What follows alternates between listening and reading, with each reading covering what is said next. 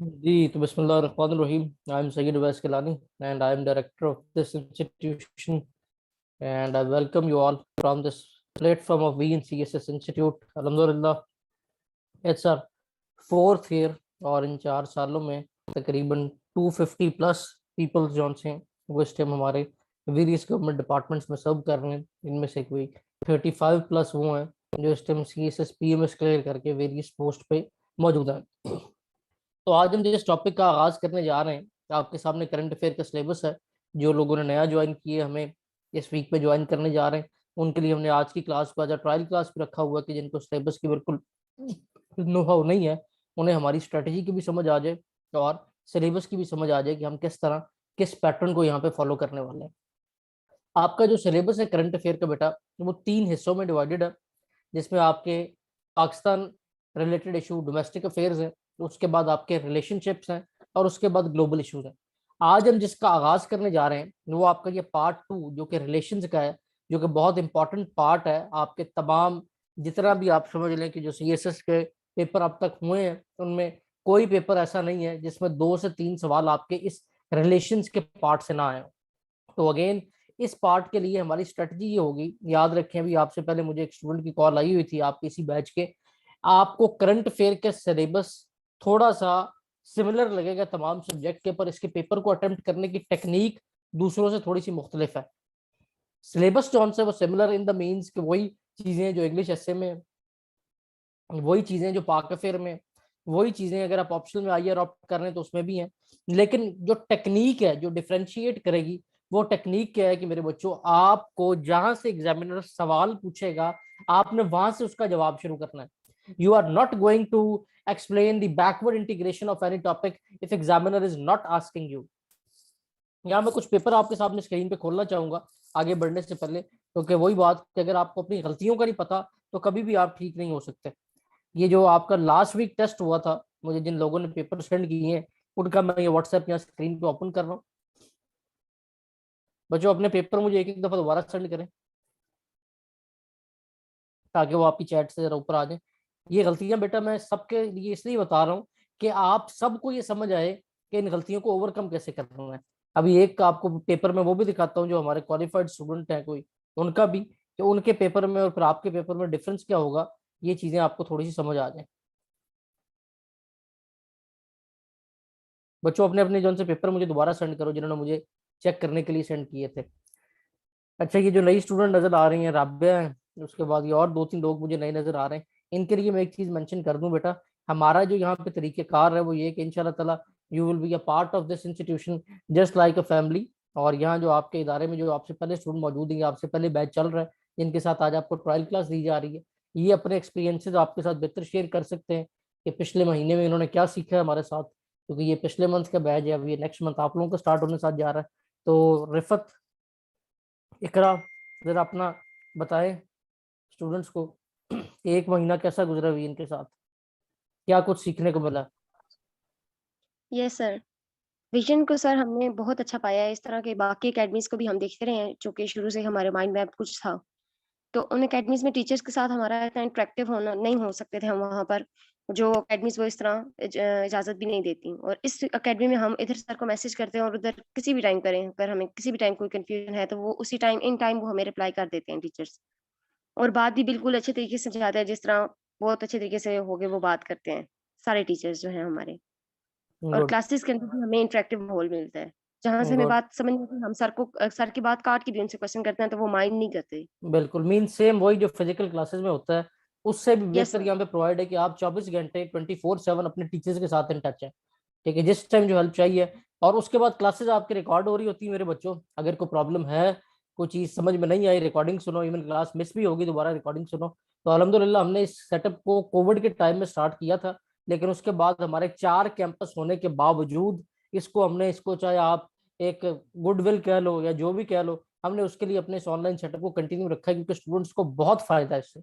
और इसी online batch से देख लो 200-250 स्टूडेंट हमारा क्वालिफाई कर चुका है। तो इंशाल्लाह ताला you will be a part of this successful team. और इसके बाद आसानी आसानियां होंगी इंशाल्लाह ताला।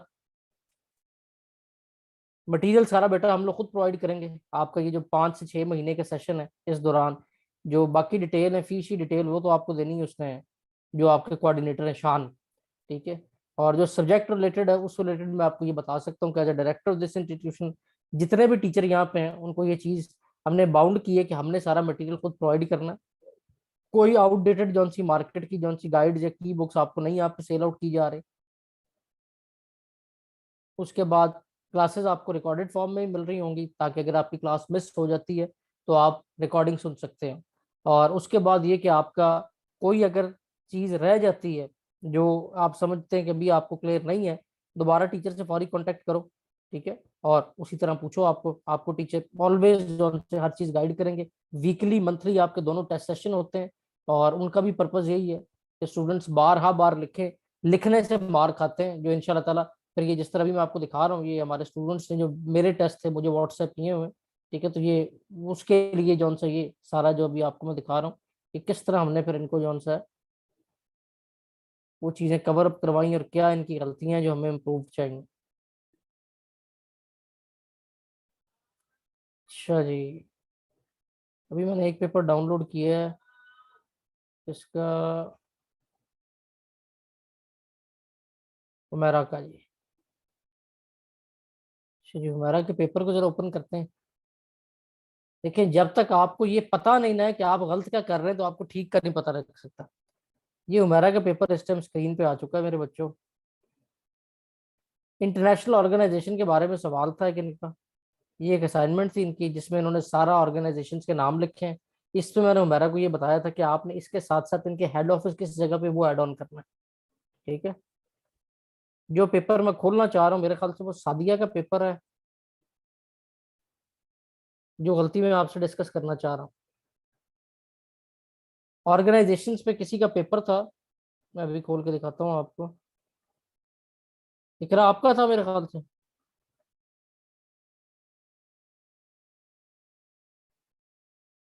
अच्छा, गलती क्या की हुई थी बच्चे ने जिसकी वजह से मेन मैं पेपर वो खुलवाना चाह रहा हूँ।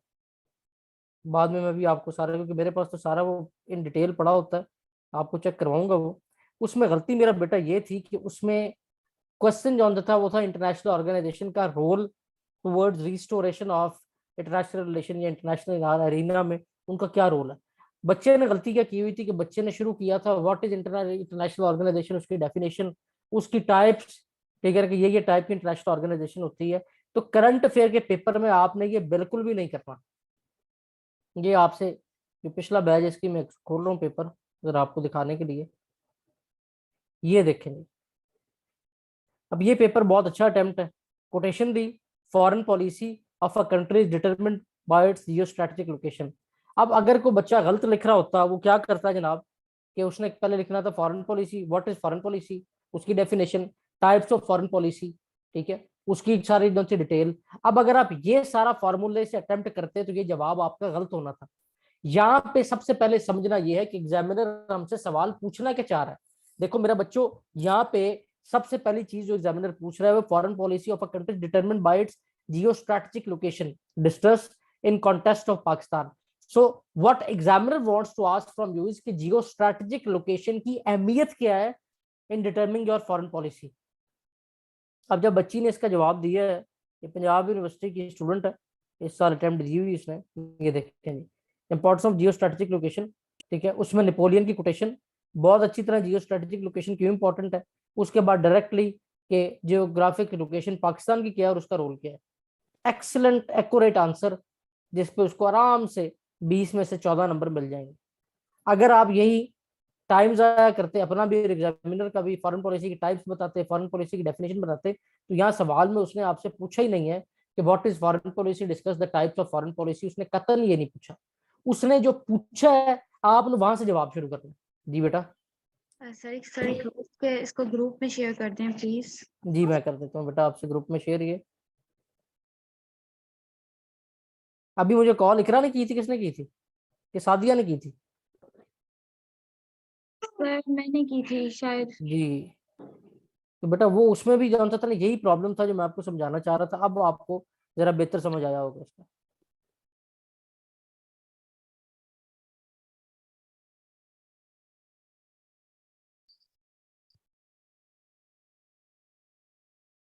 ये चैट मेरे पास खुली हुई थी हुमैरा शहीन की। हुमैरा ये फाइल आपको आ रही, ग्रुप पे सेंड करो बेटा। Okay sir. ठीक है बच्चों, समझ आ गई ये बात? कोई सवाल अब तक जो न्यू स्टूडेंट है उनका?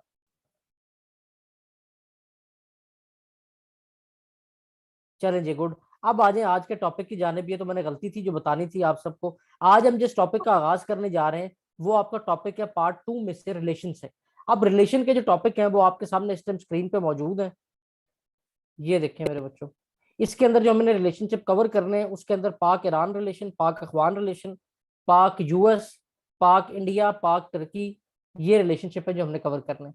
आज जो हम शुरू करने जा रहे हैं वो टॉप ऑफ द लाइन, आपको पता है वो रिलेशनशिप जो कि एक बहुत इंपॉर्टेंट है, जिसके ऊपर जारी बात है वो इस टाइम रूलिंग पावर है।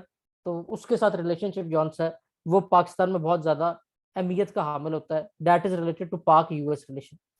ठीक है, अब इस टॉपिक को सारी जौन सा डाटा है वो भी हम आपको खुद प्रोवाइड कर रहे हैं।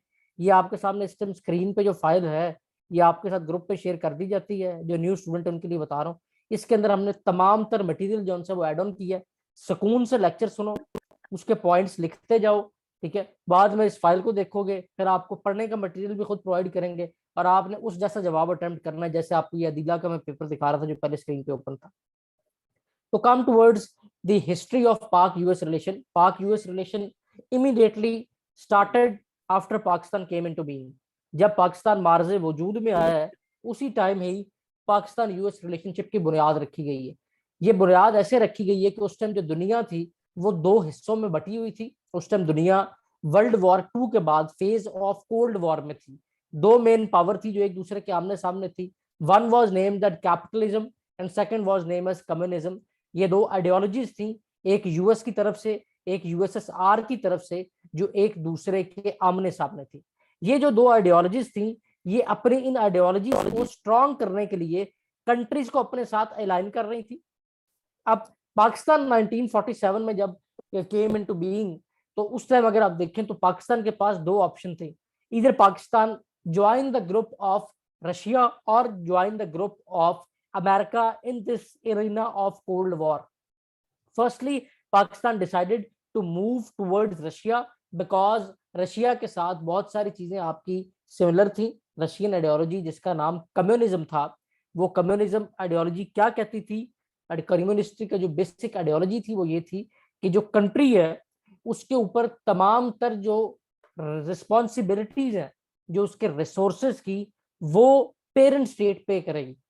जस्ट लाइक अगर रशियन ब्लॉक को पाकिस्तान ज्वाइन करता है तो under the ideology of communism Russia will be responsible to fulfil the needs of each and every people that are in their bloc in other countries. ये जो red part है ये सारा उस टाइम रशिया का था।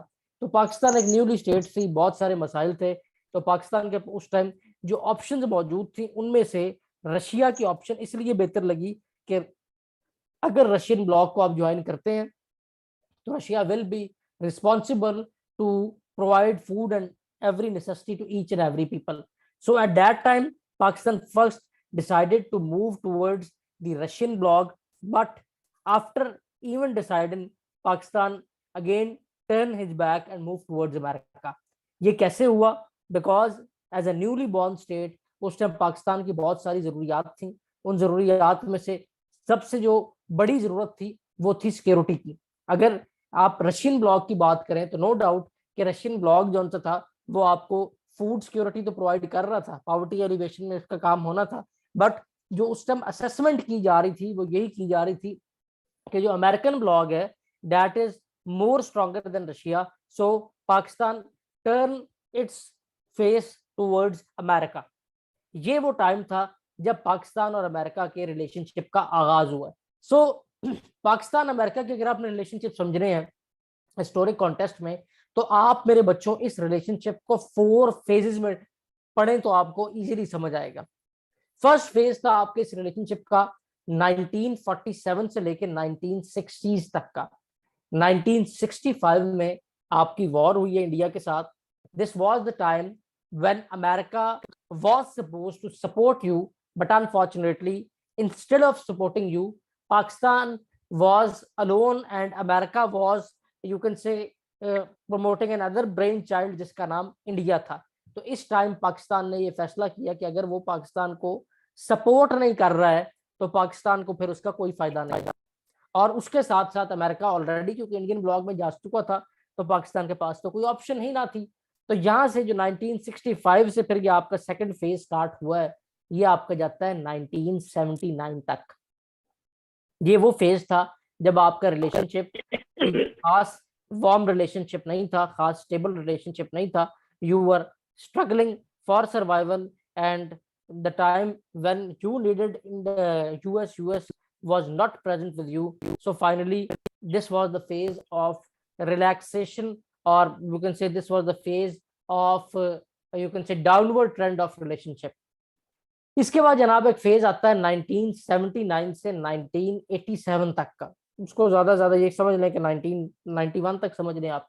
ये जो फेज है ये वो फेज था जब अफगानिस्तान में रशिया पहुंच चुका था, यही कम्युनिस्टिक ब्लॉक, और अमेरिका ने डायरेक्टली ये फैसला किया था कि अब वो इस कोल्ड वॉर में डायरेक्टली पार्टिसिपेट करेंगे और रशिया को हराएंगे।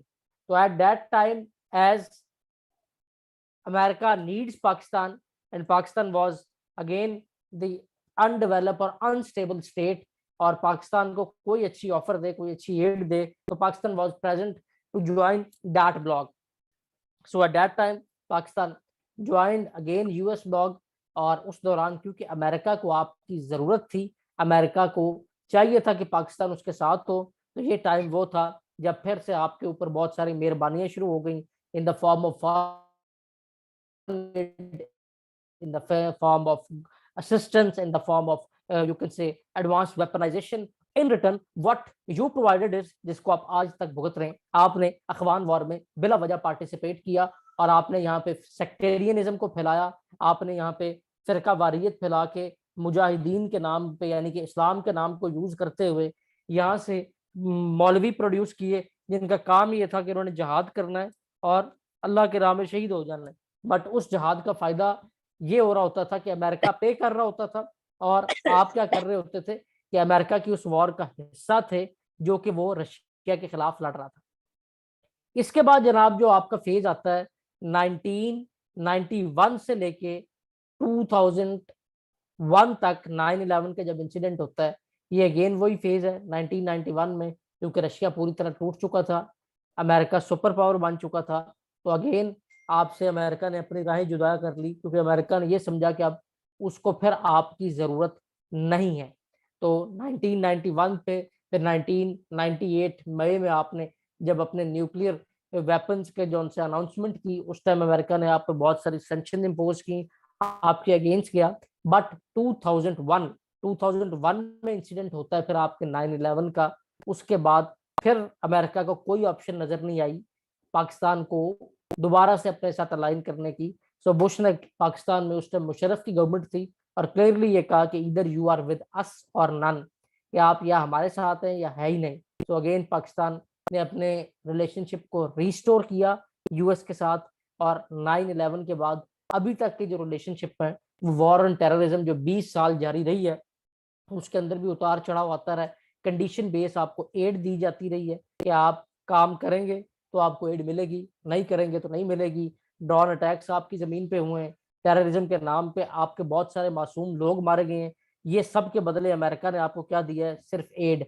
और इस एड के लिए आपने अमेरिकन ब्लॉक को ज्वाइन भी किया, और आपने अभी तक भी अगर आप देखें तो you are not a stable country and you are not a welfare state, because you are standing against your people when you are getting some good opportunity, even आप लोग अपने जो उनसे लोगों को बेचने पे तैयार होते हैं।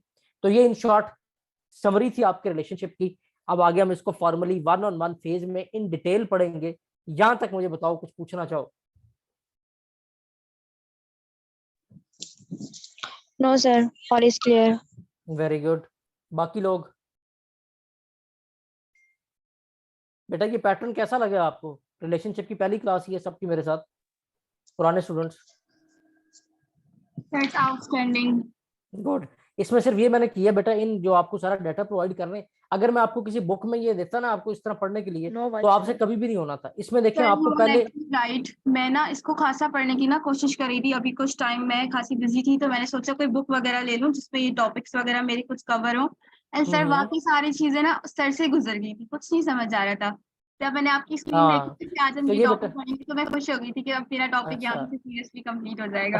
असल में इकरा बेटा, ये टॉपिक वो हैं जिन पे पूरी पूरी किताबें लिखी हुई हैं, तो लोगों को समझ नहीं आता कौन इतना स्टडी करे और कौन पढ़े। तो मैंने इसलिए वो समरी आपसे जो पिछले 10 मिनट में बयान की है, अब आप देखेंगे तो पूरा टॉपिक आपके फिंगर टिप्स पे चल रहा होगा जो फॉर्मली हम स्टार्ट करने जा रहे हैं। So start phase 1, that is from 1947 to 1965। वही बात, पाकिस्तान में उस टाइम जो लियाकत अली खान थे, उन्होंने पहले जो सा था आपके रशियन ब्लॉक को ज्वाइन करना चाहा, बट उस टाइम आपको उससे बेहतर ऑप्शन अमेरिका की नजर आई, बिकॉज अमेरिका ने 2 अलायंसेस बनाए हुए थे जिसका नाम था सीटो सेंटो अलायंसेस। ये लिख लें, साथ साथ जो आपके फैक्ट्स होंगे मैं आपको लिखवाता जाऊंगा कि आपको पता होना चाहिए। सीटो सेंटो अलायंस, सीटो सेंटो अलायंस जो उनसे ये डिफेंसिव एग्रीमेंट थे, जस्ट लाइक अभी प्रेजेंटली नेटो है, NATO is also a defensive agreement, जिसका मकसद ये है कि नेटो के जो भी मेंबर कंट्रीज होंगे, अगर उनमें से किसी एक पे हमला किया जाता है तो सारी कंट्रीज जो मेंबर है वो उस पर मिलकर हमला कर देंगे। तो Pakistan as a newly born state, Pakistan was worried about the internal poverty, जो कि यहाँ पॉवर्टी थी, गुर्बत थी, और उसके साथ साथ उससे बड़ा चैलेंज ये था कि इंडिया दोबारा हम पे हमला ना करते। तो अगर हम रशियन ब्लॉक को ज्वाइन करते कम्युनिस्ट एजेंडे के तहत, हमें रोटी तो मिल जानी थी, बट अगर इंडिया हम पे हमला करता तो कोई इस बात का सबूत नहीं था कि क्या रशिया हमारे साथ स्टैंड करता या नहीं करता। तो पाकिस्तान को उस टाइम अच्छी चॉइस जो नजर आई वो आपको नजर आई यूएस ब्लॉक की तरफ जाना, बिकॉज जैसे अब नेटो है, उस टाइम ये सीटो और सेंटो अलायंस थे जिसका पाकिस्तान को हिस्सा बनाया गया, और ये गारंटी दी गई कि अगर कोई आपको सिक्योरिटी थ्रेट आती है तो don't be worry, we are here with you, and as a joint venture we will attack on the country that is going to attack on you. So at that time there was an ease in relationship, cool in relationship between you and India. आप newly born state थे, India तैयार था आपके ऊपर attack करने को, but due to this balance of power, ये word लिख लें, balance of power, balance of power ये कहते हैं कि आप खुद तो कुछ नहीं है, बट इन एग्रीमेंट्स का हिस्सा बनने से आप पावरफुल हो गए, और you are as powerful as you can compete India easily. उसके साथ साथ आपको 3.2 बिलियन एड दिया, और उसके रिटर्न में जो उसने पाकिस्तान से कराया वो बड़ा भयानक था, जिसका नाम है U2 इंसिडेंट।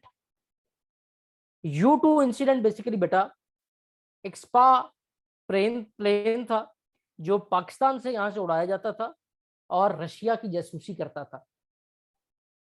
1962 में रशिया में इस प्लेन को मार गिराया, और उसके बाद जब ये डिस्क्लोज हुआ कि ये प्लेन कहां से उड़ा था, तो पाकिस्तान की इंटरनेशनल लेवल पे बहुत ज्यादा बदनामी हुई कि you are providing your homeland for your immediate neighbours, कि आप उनके खिलाफ जासूसी करवा सके। इस इंसिडेंट के बाद जो उस टाइम के ऊपर अमेरिका का मकसद था वो पूरा हो गया। मकसद ये था कि अब पाकिस्तान उसके किसी काम का नहीं है, बिकॉज जो वो पाकिस्तान को यूज करके करना चाहता था वो उसका एजेंडा 1962 में नाकाम हो गया। ये वो प्लेन है जो यहाँ पेशावर से उड़ता था जनाब, यहाँ जासूसी करते थे, और यहाँ से चाहे वो आगे इधर यूरोप में ले जाते थे या वापस पाकिस्तान में ले आते थे। अब जब ये फेज आया तो उस टाइम पे अगर आप देखें, अगर आपने उस टाइम की रिलेशनशिप को पढ़ना है तो शाहिद अमीन इनकी एक राइटिंग है, foreign policy, Pakistan foreign policy and appraisal, ये आप निकाल के पढ़ेंगे। इसी तरह बेटा जितनी रीडिंग्स है वो भी हम आपको खुद प्रोवाइड करेंगे, ठीक है। और यहाँ पे जनाब वो स्टेटमेंट थी जो पाकिस्तान को उस टाइम मिली, do not play with fire gentleman, we have red marked Peshawar on the map of Pakistan.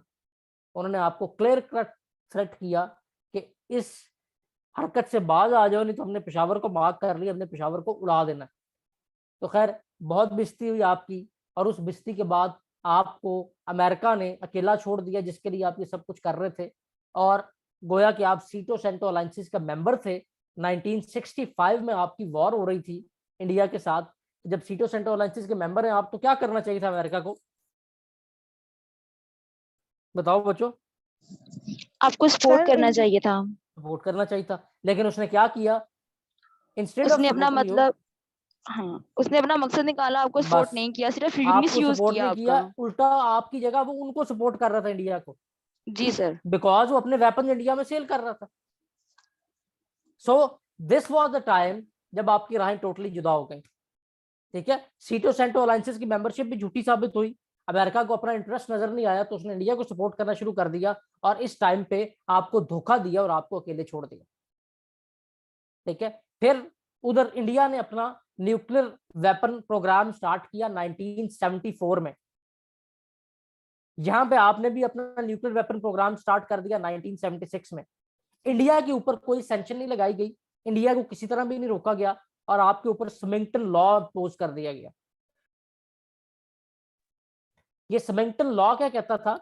स्मिंगटन law ये कहता था कि as Pakistan is moving towards nuclearization, और Pakistan is pursuing its nuclear weapon program, so what the Pakistan is कि पाकिस्तान का boycott करे, पाकिस्तान से तिजारत ना करे। उन्होंने पाकिस्तान को एक तरह ब्लैकलिस्ट करवाने और गिराने की कोई कसर ना छोड़ी थी। अब इस टाइम के ऊपर अगेन ये वही टाइम था जब पाकिस्तान का क्रूशल तरीन वक्त था, जो 1965 में जिसका आगाज हुआ है, और ये चलते चलते 1979 आ गया। 1979 में जनाब क्या होता है कि आपका अफगानिस्तान जौन सा है, ये स्टेज ऑफ कोल्ड वॉर बन जाता है। कोल्ड वॉर मैं पहले बता चुका हूँ, जो न्यू स्टूडेंट है उनके लिए फिर बता देता हूँ। कोल्ड वॉर ऐसी जंग को कहते हैं मेरे बच्चों, जो दो कंट्रीज के दरमियान हो, और वो अपनी जगह पे ना लड़े बल्कि किसी तीसरी जगह पे जाके लड़े, और हर हरबा इस्तेमाल कर रहे एक दूसरे को नुकसान पहुंचाने का। तो यहाँ पे क्योंकि जंग अमेरिका और रशिया के दरमियान थी, but the stage of cold war was in Afghanistan. इसको प्रॉक्सी वॉर भी कहा जाता है। वो बता सकता है प्रॉक्सी वॉर क्यों कहते हैं इसको? क्योंकि जिन दो लोगों के दरमियान में लड़ाई हो रही होती है वो चुप होते हैं, वो अपनी जगह किसी तीसरे बंदे को एज वो यूज करते हैं। एक्सीलेंट। तो उन्होंने अपनी आर्मी भेजी थी, लेकिन क्या थे कि वो चुप करके सपोर्ट कर रहे थे। ठीक है, और उसके साथ साथ आप जो थे वो फ्रंट लाइन पे उनके जगह पे लड़ रहे थे। सो जी this sir. Was the time when you directly participated in the war that was not for you. 1979 में अगेन अमेरिका ने पाकिस्तान की तरफ मुंह किया। पाकिस्तान अगेन वही फिर से अपने दरवाजे उसने फ्रेंडशिप के लिए खोल दिए कि अमेरिका हमारे पास आ रहा है, उसके बदले हमें पैसे दे रहे हैं, और हमने क्या करना है, हमने अपनी जो सैंक्शन है उनको वेव ऑफ करवा लेना, जो स्मिंगटन लॉ में लगी थी। उसके साथ साथ आपको एक दफा $3.5 बिलियन मिला, एक दफा आपको $4 बिलियन की एड मिल गई। आपसे वो क्या चाहते थे कि आपने इस्लाम के नाम को मिस यूटिलाइज करना है, पाकिस्तान में फिरका वारियत को फैलाना है। ज़िया दौर में देखें, ये कई फिरके वो जिनके नामो निशान पाकिस्तान में नहीं थे, ये सारे ज़िया दौर की पैदावार है।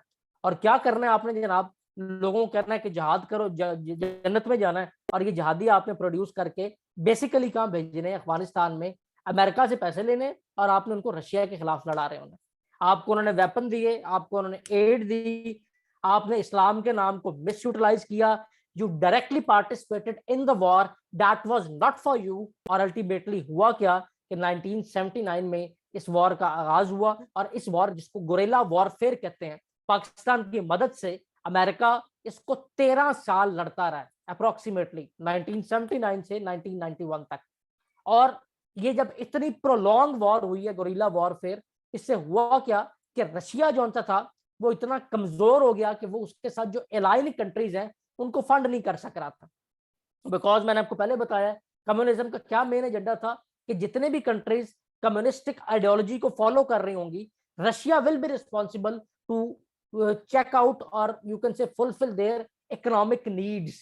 But unfortunately here at the place when 13-year long warfare carrying a lot of cost, again उस टाइम पे फिर रशिया इस काबिल नहीं रहा कि वो जो उसके साथ बाकी पार्टनर कंट्रीज हैं उनको फंड कर पाए। तो हुआ क्या जनाब कि पाकिस्तान के पार्टिसिपेट करने की वजह से उस टाइम के ऊपर रशिया टूटता है और कोल्ड वॉर का इख्तिताम हो जाता है और न्यू वर्ल्ड ऑर्डर मार्ज़े वजूद में आता है, जिसके अंदर एक सुपर पावर उस टाइम डिक्लेयर्ड होती है तमाम स्टेट्स के ऊपर, दैट वाज अमेरिका। यहां तक कोई इशू समझ आई या नहीं ये फेज की? No sir. Very good, excellent. इतना आसान काम है रिलेशंस का, बच्चों देख लो, अगर वो करवाने वाला हो तो ऐसे होता है। तो फिर मेरे बच्चों क्या हुआ कि जब जो अमेरिका है वो उस टाइम 2001 में उसने अपने आप को डिक्लेयर कर दिया कि अमेरिका जो है वो उस टाइम ओनली सुपर पावर है, जिसकी इकोनॉमी सबसे ज्यादा मजबूत है, जिसके पास न्यूक्लियर स्टॉक पिल सबसे ज्यादा है। और जनाब ये वो फेज था जब अमेरिका को फिर पाकिस्तान की कोई जरूरत नजर नहीं आई और 1991 में उसने फिर पाकिस्तान से अपनी राहें जुदा कर ली।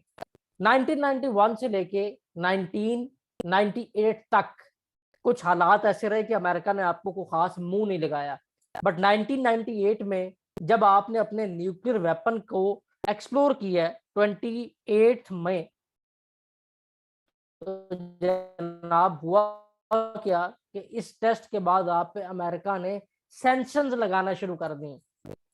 वही डिक्टेटर जिसको अमेरिका बहुत पसंद करता था, आपके ऊपर फिर सैंक्शन लगाई, डेमोक्रेटिक सैंक्शन आप, और 1998 के टेस्ट के बाद आपके ऊपर इकोनॉमिक सैंक्शन भी लगाना शुरू कर दी कि इनसे कोई तिजारत भी ना करे। यानी कि उन्होंने हर हद्दुल इम्कान तक ये कोशिश की कि पाकिस्तान को एक डिस्ट्रक्टिव फेल्ड स्टेट डिक्लेयर कर दिया जाए। यहाँ पे सवाल ये पैदा होता है कि इतना इशू क्या है अमेरिका को न्यूक्लियर वेपन से? अगर वो कंट्री न्यूक्लियर वेपन ले लेगा तो उसका अमेरिका को क्या नुकसान है? कोई बता सकता है? सर उन्हें इस बात का भी खौफ था कि अगर ये लोग दूसरी जंग में कूद पड़ गए हैं तो ये हमारे खिलाफ भी जा सकते हैं। अगर इनके पास थोड़ी सी पावर होगी, इन्हें Excellent, अपनी very very एबिलिटीज का good पता राबिया। चलेगा। Rabia very good. Rabia background क्या है आपको बेटा? किस सब्जेक्ट की डिग्री है आपकी? जूलॉजी। जूलॉजी की तैयारी करती रही हो पहले? नहीं सर। अच्छा, फिर मतलब अच्छी अंडरस्टैंडिंग डेवलप, अखबार वगैरह पढ़ती रही होगी, उसका असर नजर आ रहा है। सर अखबार नहीं पढ़ती, बस कभी कभार न्यूज सुन लेती हूँ। हाँ, वो इंटरेस्ट कुछ ना कुछ नजर आ रहा है। बेसिकली जी था सर। क्या मेरे बच्चों कि आप जब न्यूक्लियर वेपन को कंट्री गेन कर लेती तो बैलेंस ऑफ पावर हो जाता है। वो एक मजाइल, ऐसा मजाइल है कि आपके पास रोटी है या नहीं है। एक नॉर्थ कोरिया, छोटी सी कंट्री, अमेरिका को किस बेस पे आंखें दिखाता है कि नॉर्थ कोरिया ने भी long distance ballistic missile gain कर लिया था, जो नॉर्थ कोरिया से मारता तो पूरा अमेरिका तबाह हो सकता था। तो इस एजेंडे के तहत अमेरिका हर उस कंट्री पर सैंक्शन लगाता है जो न्यूक्लियराइजेशन की तरफ जाता है। बट फिर 9/11/2001 आ जाती है जनाब। क्या होता है 9/11/2001 में? याद है? छोटे छोटे बच्चे हो गए उस टाइम आप। 9/11 का सुना तो हुआ है ना? अटैक हुआ था। वर्ल्ड ट्रेड सेंटर का जो इशू था वो हुआ था। वर्ल्ड ट्रेड सेंटर के अंदर एक प्लेन मारे गए थे। अब इसके ऊपर भी डिफरेंट मिस्ट्रीज है। उन्होंने इसका जो सा था वो इल्जाम अलकायदा पे लगाया। अलकायदा ने रिस्पॉन्सिबिलिटी भी कबूल की कि हमने ये किया है। बट अब ये कुछ ऐसी रिसर्चेस भी आ रही है, अमेरिका ने खुद ही करवाया। ठीक है, खैर इस चीज को इशू बनाते हुए उन्होंने जनाब दोबारा से एक हमला उन्होंने अपना इराक पे करना चाहा, और दूसरा उन्होंने अफगानिस्तान में जब देखा कि अलकायदा के जौन से यही लोग हैं ये मौजूद है तालिबान, तो हमने इनके खिलाफ जौन सा है अब ऑपरेशन करना है। यहाँ पे मेरा आपसे सवाल है कि तालिबान थे कौन? कौन थे ये तालिबान? सर ये इनके अपने ही बनाए हुए नहीं थे जो एक्सीलेंट, ये कोल्ड वही वॉर थे। वेरी गुड, जो कोल्ड वॉर में जिनको ये मुजाहिदीन कहते थे। ठीक है, अब ये लोग फ्री हो चुके थे, अब इनको डॉलर नहीं दिए जा रहे थे, उनके पास अमेरिकन असला था, उनके पास अमेरिकन ट्रेनिंग थी, और उन्होंने उसका बदला लेने के लिए अमेरिका पे अटैक किया। अब जब वो अमेरिका पे अटैक कर रहे हैं तो पाकिस्तान की जरूरत उसको फिर से पड़ गई। दिस इज द इंपॉर्टेंस, और यू कैन से this is the Jio strategic importance of Pakistan.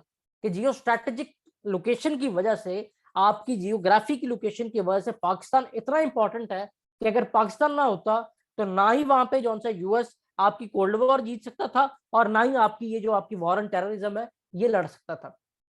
तो अगेन पाकिस्तान ने फिर बेवकूफी पे बेवकूफी और उसके ऊपर फिर बेवकूफी की। दूसरी बात मैं एक और आपको बताऊं, एक चीज खुद नोट करके देख लें कि जिस दौर में भी आपके अमेरिका से रिलेशनशिप अच्छे हुए हैं ना, अमेरिका यहाँ पे आमरीयत लेके आया है, डिक्टेटरशिप लेके आया है, उसने फौजी हुक्मरान बिठाया है, डेमोक्रेसी को फारग कराया है कि जो हम कहें उसको यस सर हो, कोई उसके ऊपर कोई पार्लियामेंट ना हो, कोई लॉ मेकिंग ना हो, कुछ ना हो। ऐसा है या नहीं है? सर ऐसा ही है। कोल्ड वॉर थी तो ज्यादा था, सेक्टेरियनिज्म फैला, फिरके बने, मुसलमानों को मुसलमानों से लड़ाया गया, ठीक है, 100 नुकसान आपके अपने हुए। उसके बाद जनाब आपकी वॉर एंड टेररिज्म शुरू हुई, तो उस टाइम मुशर्रफ को लाके बिठा दिया गया, और मुशर्रफ को क्या कहा गया, इधर यू आर विद अस और नन, या जो हम कहते हैं वो करो, नहीं तो आप हो ही नहीं। So again Pakistan decided to fight against Muslim, against their own people, जो पाकिस्तान को कोई नुकसान नहीं पहुंचा रहे थे। जस्ट इन रिटर्न आपको क्या मिला जनाब, आपको मिलने शुरू हो गए डॉलर, ठीक है। आपको जनाब खुलेआम जब डॉलर आने शुरू हो गए हैं, और ये आपकी जो एड है, ये आपके सामने उस एड की सारी डिस्क्रिप्शन है। 33 बिलियन डॉलर जो सा है, ये एड आपको मिली है 2001 से लेके 2016 तक। इसके अंदर 7.5 बिलियन डॉलर वो है जिसको कैरी लूगर बिल का नाम दिया गया था। This was a condition based aid, ये नाम लिख लो, कैरी लूगर बिल, आगे ब्रैकेट में लिखना है कंडीशन बेस्ड एड।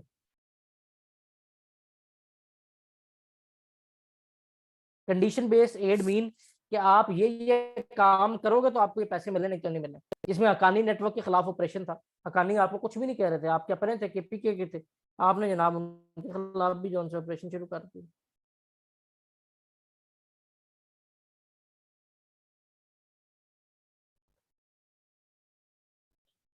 उसके बाद आपके ऊपर जो सैंक्शन इम्पोज की गई थी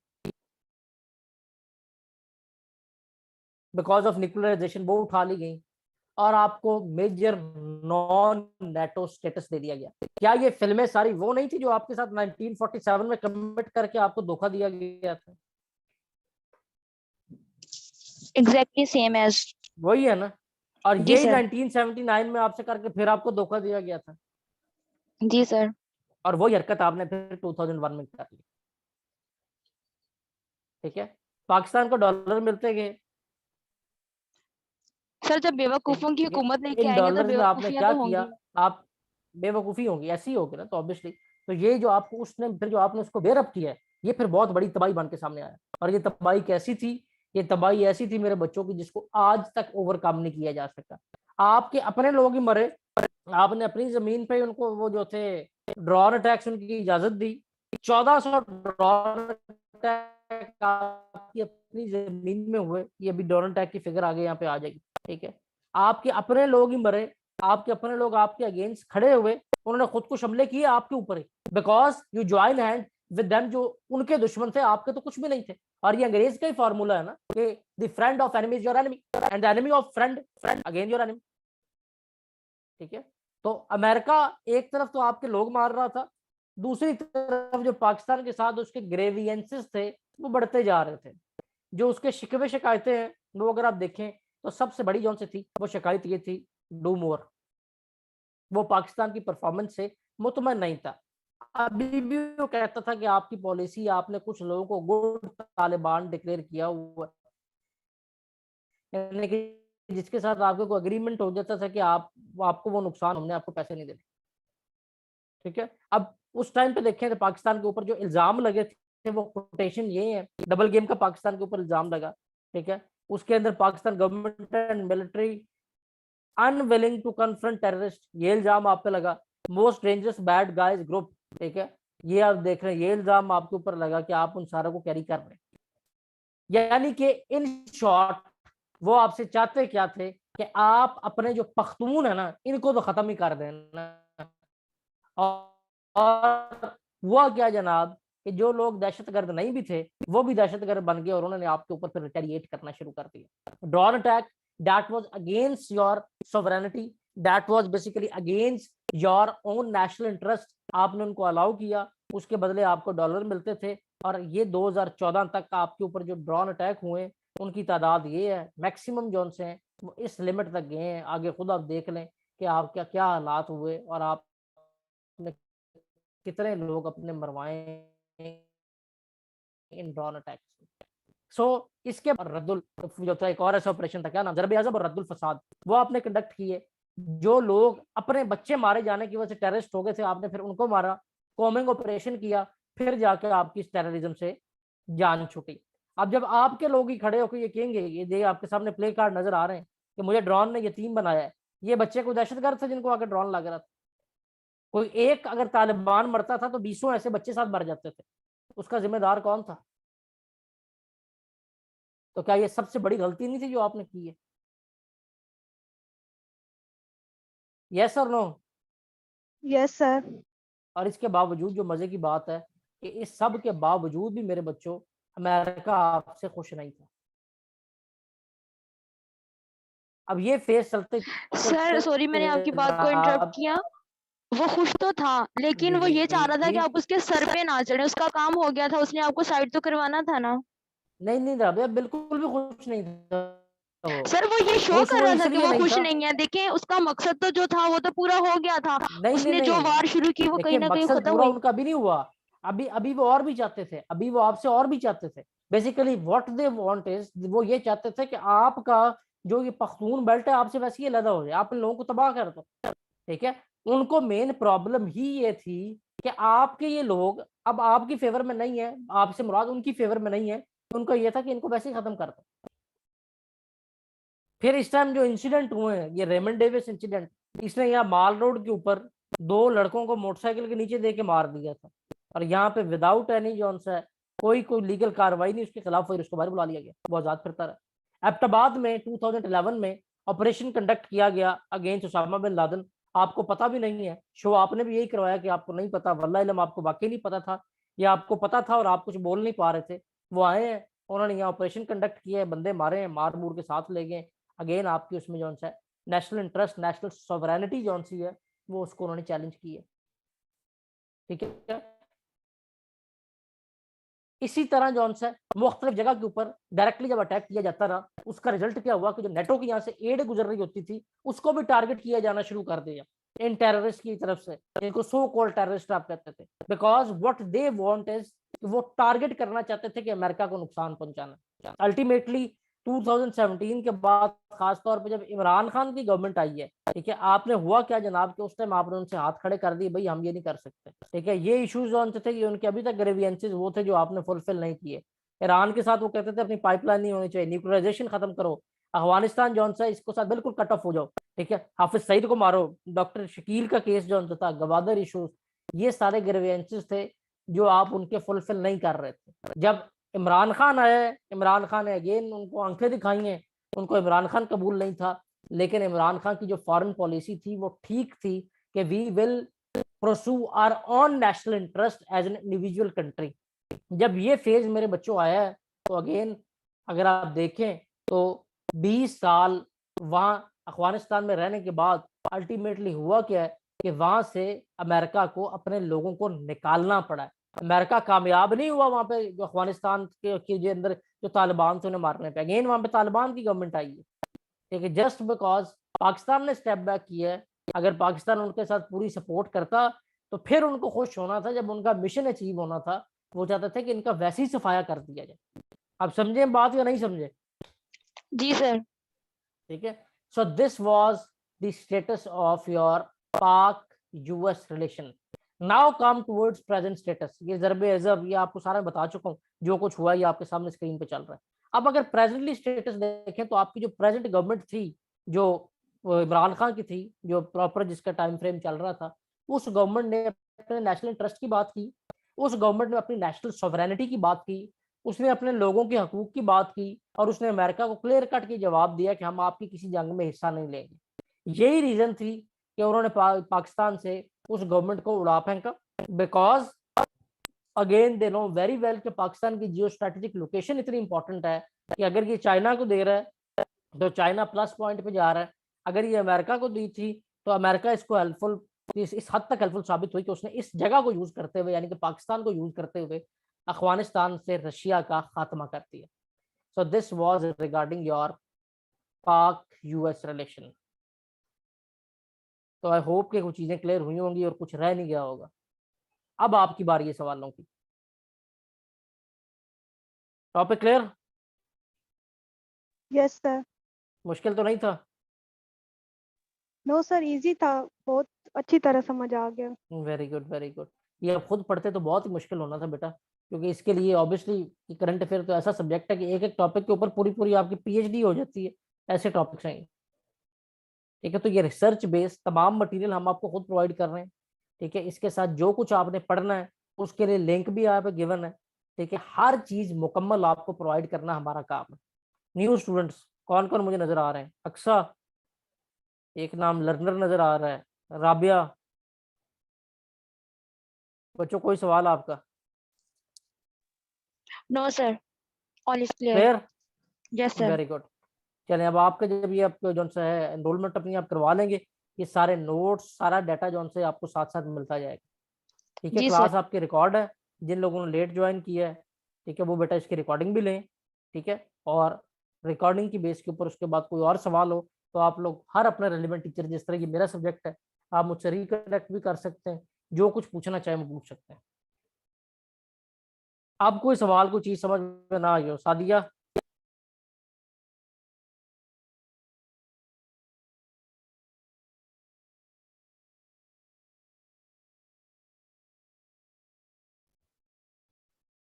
अब यहाँ पे मैं आपको एक और चीज जो सी क्लियर करना चाहूंगा कि ये जितनी मैंने हिस्ट्री आपको बताई है, अगर पेपर में एक सवाल आता है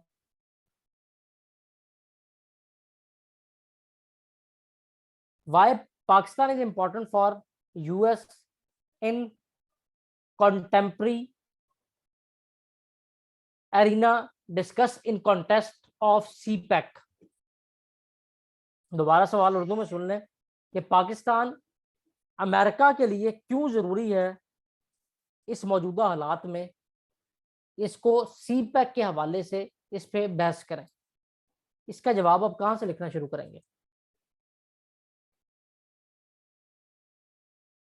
बताओ। 1947 से? Sir strategic location of Pakistan से। एक्सीलेंट। आप इसको शुरू करेंगे स्ट्रेटेजिक लोकेशन ऑफ पाकिस्तान से, और आप उसी कॉन्टेक्स्ट में डिस्कस करेंगे जो प्रेजेंट चल रहा है। वहां पिछली बातें नहीं करेंगे कि 1965 में ये हुआ या 1947 में ये हुआ और 1990 में ये हुआ। रेफरेंस के लिए को थोड़ा बहुत यूज कर लेंगे, बट वो अलग हेडिंग्स बना के आप नहीं लिखेंगे। बात समझे या नहीं समझे? जी सर, समझ गए। गुड। और पेपर भी मैं आपको दिखाता हूँ, टाइम है अभी 5 मिनट आपकी क्लास का। बेटा यही हमारा पैटर्न होगा, ये देखें ये सारे वो नोट्स हैं हर टॉपिक के जो कंप्लीट हमने आपको प्रोवाइड करने। ठीक है, अब हमारे पुराने स्टूडेंट्स के अगर पेपर में देखता हूँ, अगर इसी टॉपिक का कोई पेपर मिल गया तो आपके ऊपर बहुत ही मजे का काम हो जाना वो। सर एक्सक्यूज मी, जी जी। मैंने आपको जो अभी टेस्ट सेंड किया था ये गर्ल्स एजुकेशन पे, जी बेटा मैं खोल लेता हूँ वो भी, उसमें मुझे मिस्टेक्स बता देना। मैं अभी बता देता हूँ बेटा।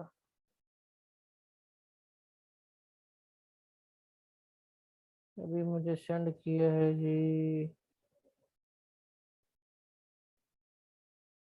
ऑन द लीव ने।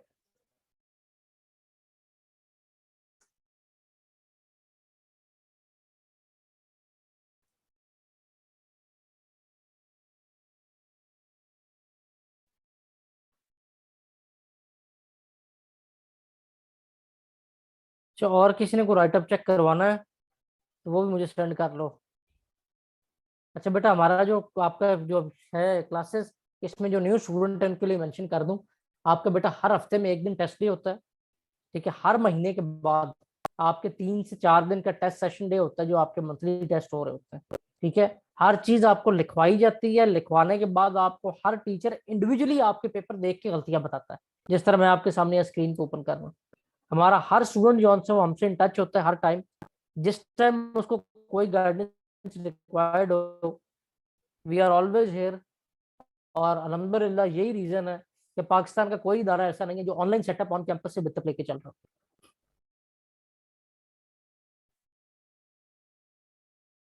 जी बच्चों, आपको और अपना एक्सपीरियंस शेयर करना चाहो? Aqsa? And Sadia new student से। पेपर में आपको ओपन करो, अंदलीब आप भी जरा इन्हें बताएं कि हम कैसे काम करते हैं और क्या कुछ सीखा आपने। सर मैंने तो इतना कुछ सीखा है कि पूरा वर्ल्ड मैप आप कह रहे हैं कि आप फिंगर टिप्स पे है। Very good very good.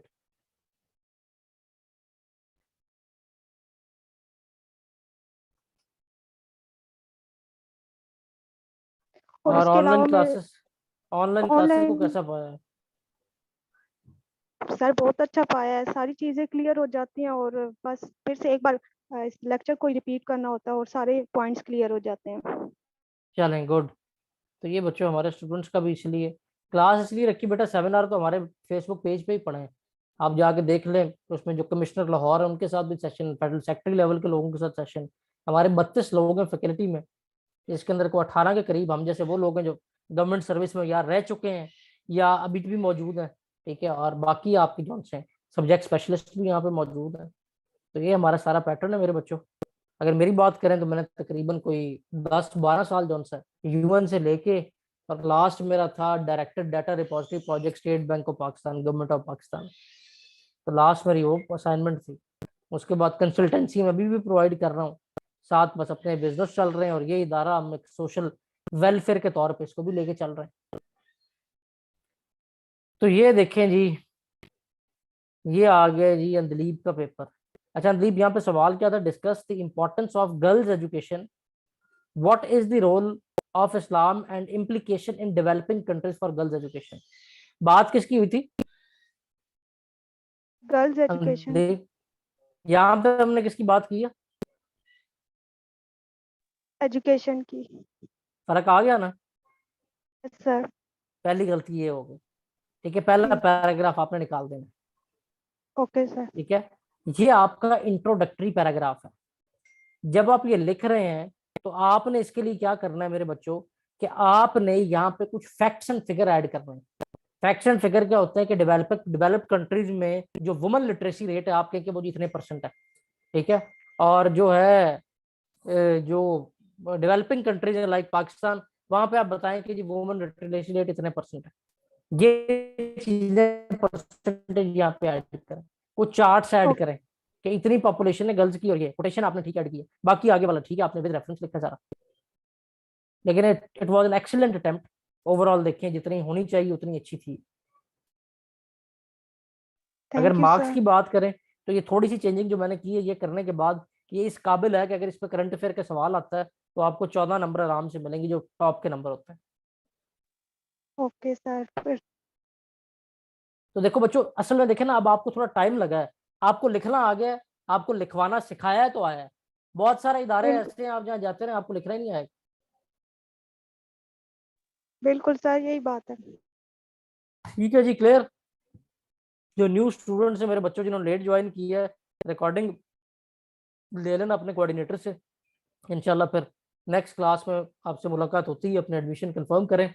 और अब हमारा दूसरी क्लास का टाइम हो गया है जो कि 1 पेपर की है, जिसमें CSS के MPT वाले भी हैं। अगर आप में से कोई लेना चाह रहा हो तो उसका लिंक भी आप उससे ले लें, शान से, जो आपकी कोऑर्डिनेटर वो आपको दे देंगे। वो भी हमारी फ्री ओपन क्लास है 1 पेपर वालों के लिए, तो उसका लिंक आपको प्रोवाइड वो कर देंगे। वो भी क्लास मेरे साथ ही है, उसका लिंक आप शान से ले लें। इस लिंक से आप अल्लाह हाफिज़, इंशाल्लाह सी यू इन योर रेगुलर